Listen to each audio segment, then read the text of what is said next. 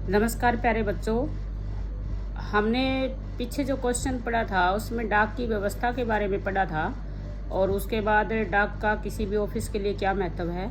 और आज हम पढ़ेंगे कि डाक कितने प्रकार की होती है या फिर डाक और जावक डाक किसे कहते हैं। तो सबसे पहले क्या देखते हैं बच्चों हम कि ऑफिस के आकार प्रकार पर डाक की व्यवस्था निर्भर करती है। यदि संस्था छोटी होती है तो उसमें एक ही कर्मचारी जो है वो डाक के आने और जाने की व्यवस्था यानी पत्रों को प्राप्त करना और उनके जवाब तैयार करने का काम कर सकता है।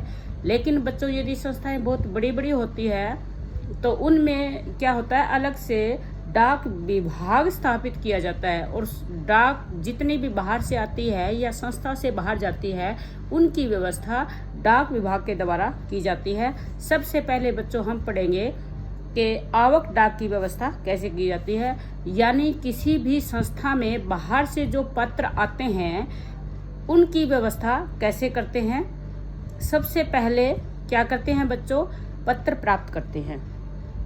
संस्था सबसे पहले बाहर से आने वाले पत्रों को प्राप्त करती है। इसके 3 माध्यम हैं। एक तो ये है कि जो स्थानीय डाकखाना होता है, संस्था के जितने किसी भी संस्था के, किसी बैंक के या किसी एजुकेशन संस्था के या किसी इंडस्ट्री के, किसी कंपनी के जितने पत्र आते हैं, तो जो स्थानीय डाक घर होता है वहाँ से जो कर्मचारी होते हैं, डाक के कर्मचारी होते हैं, वो ही संस्था को पत्र दे जाते हैं।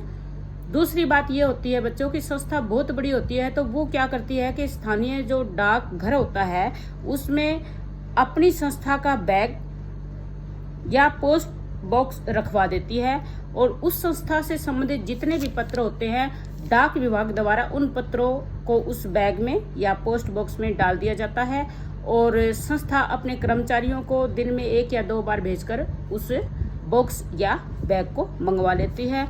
और तीसरा ये हो सकता है बच्चों कि जो स्थानीय डाक होती है वो क्या होती है, उसमें जो संस्था होती है वो जो पत्र वाहक पुस्तक होती है पियून के हाथों उस पुस्तक को भेजकर जहाँ जहाँ से डाक मंगवानी होती है वहाँ से डाक इकट्ठी करते हैं और उसमें जो पत्र होते हैं वो पियून बुक में दर्ज कर लेते हैं।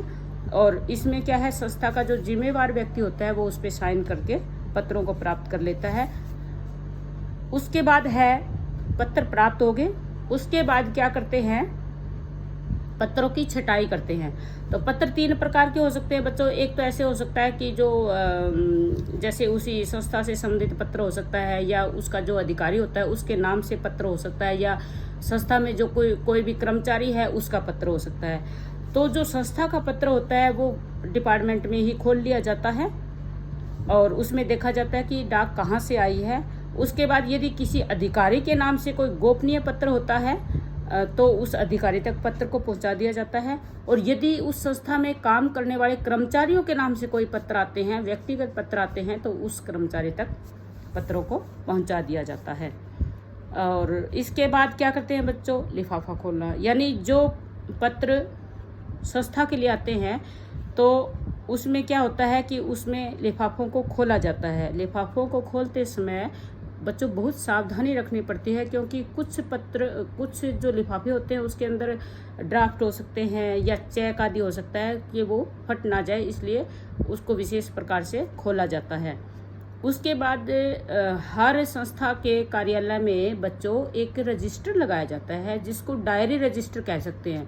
जितनी भी बाहर से डाक आती है उस रजिस्टर में उनको दर्ज किया जाता है, यानी डाक कहाँ से आई है, किसके नाम आई है, उसके अंदर विषय क्या है और उसका जवाब किस तारीख तक देना है, ये चीज़ें उस पुस्तक में दर्ज की जाती है।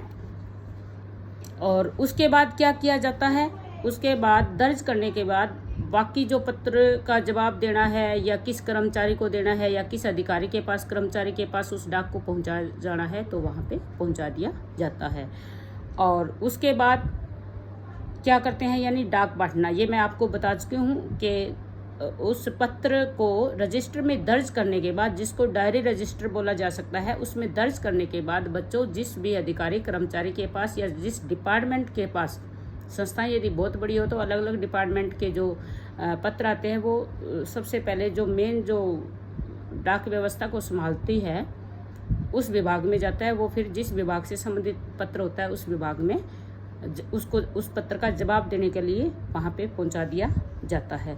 ये थी बच्चों आने वाली डाक के विषय में क्या क्या किया जाता है। यानी सबसे पहले पत्रों को प्राप्त किया जाता है, फिर छंटाई की जाती है कि पत्र किस किस का है, उसके बाद लिफाफों को खोला जाता है, उसके बाद जो पत्र प्राप्ति रजिस्टर होता है यानी डायरी रजिस्टर होता है उसमें दर्ज किया जाता है पत्र कहाँ से आया, भेजने वाले का नाम क्या है, पता पूरा उसका, किसको प्राप्त होना चाहिए, इसका जवाब कब देना है, और उसके बाद उस पत्र को संबंधित कर्मचारी, अधिकारी या विभाग तक पहुंचा दिया जाता है। और नेक्स्ट है बच्चों, नेक्स्ट जो वीडियो होगी उसमें मैं आपको बताऊंगी कि संस्था से बाहर जो पत्र भेजे जाते हैं उसके विषय में क्या क्या कार्रवाई की जाती है।